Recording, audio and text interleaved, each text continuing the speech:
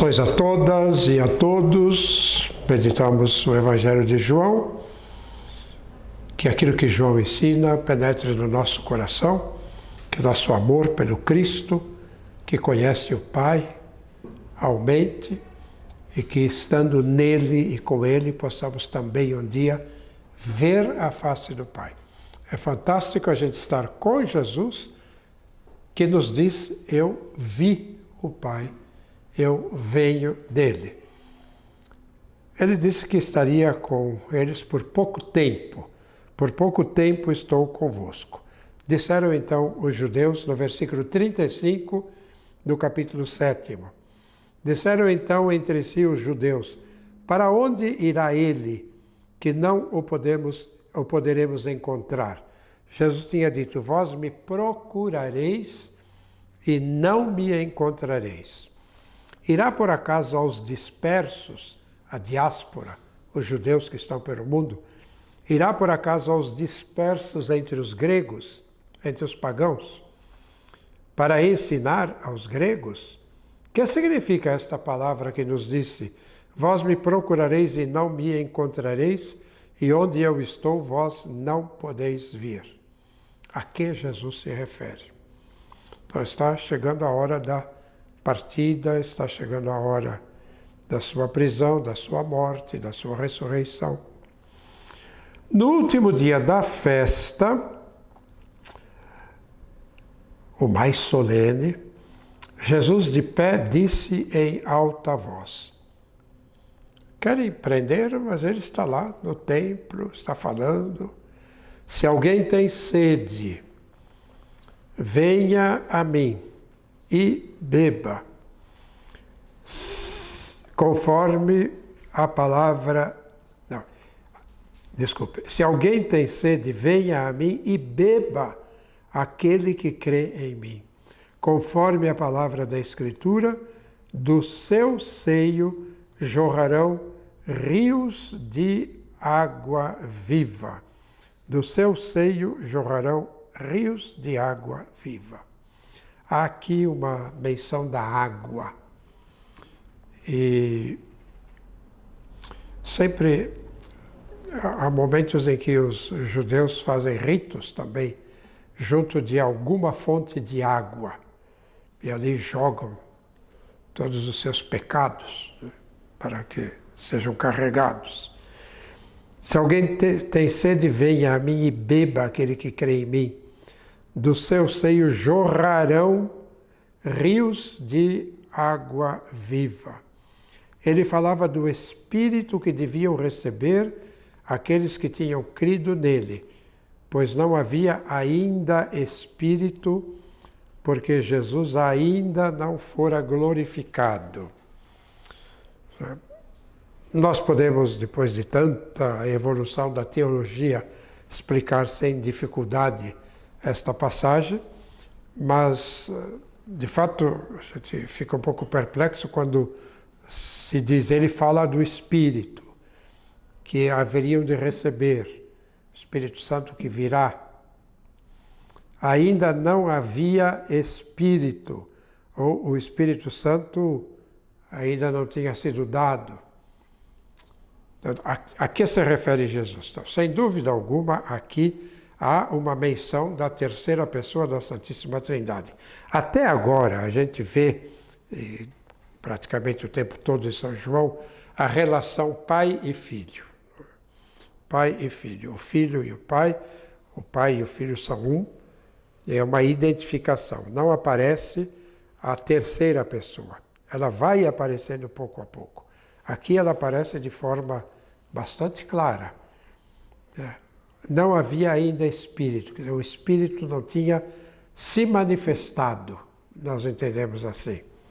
Porque a manifestação do Espírito se dará depois que Jesus for glorificado. E a glorificação acontece na morte e na ressurreição. Então vem o Espírito. Olhando para a Trindade, nós vemos o Pai, no nosso tempo, vemos o Pai, né, que dá início a toda esta história da humanidade.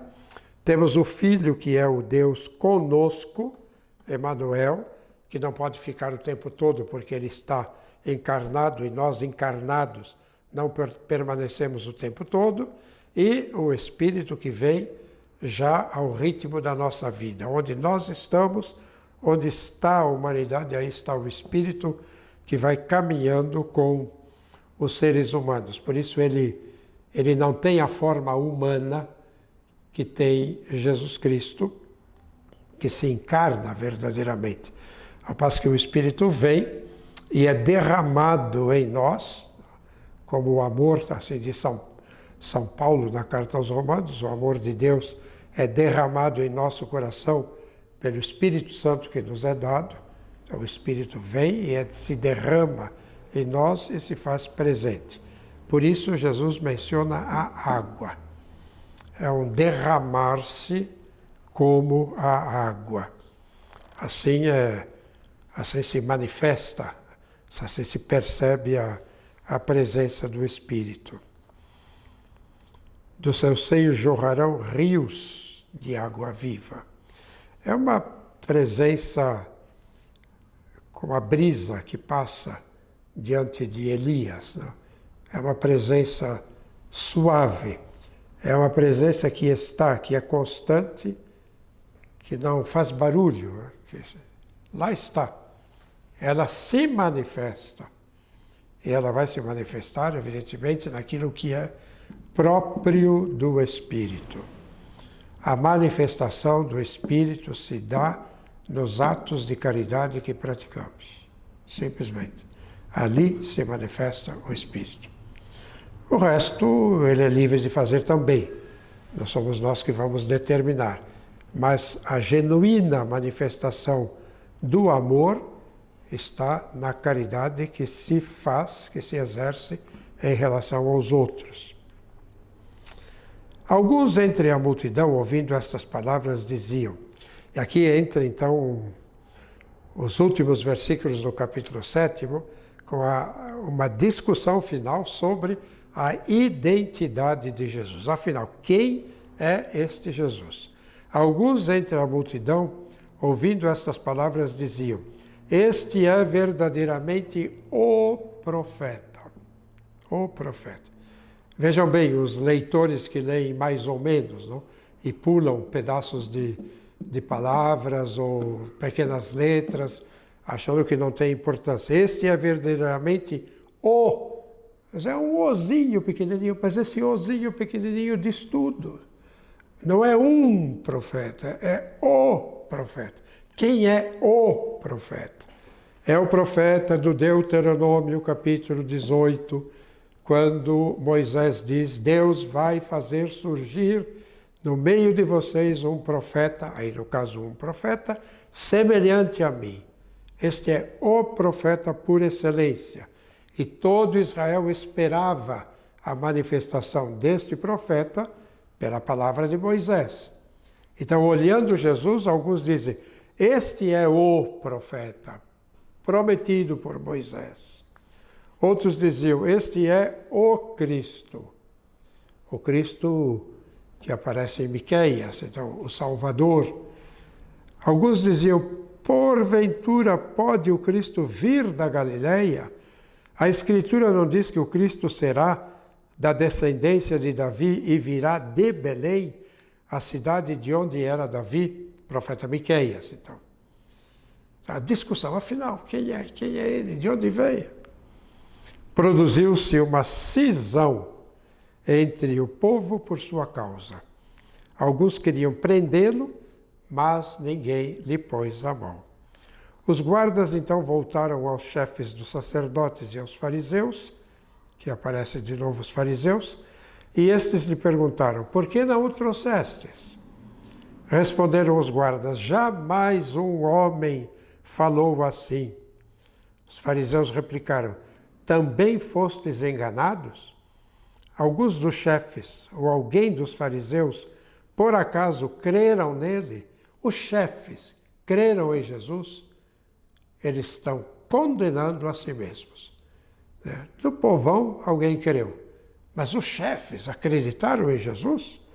Mas este povo que não conhece a lei são os malditos. e assim eles condenam a si mesmos e salvam o povo.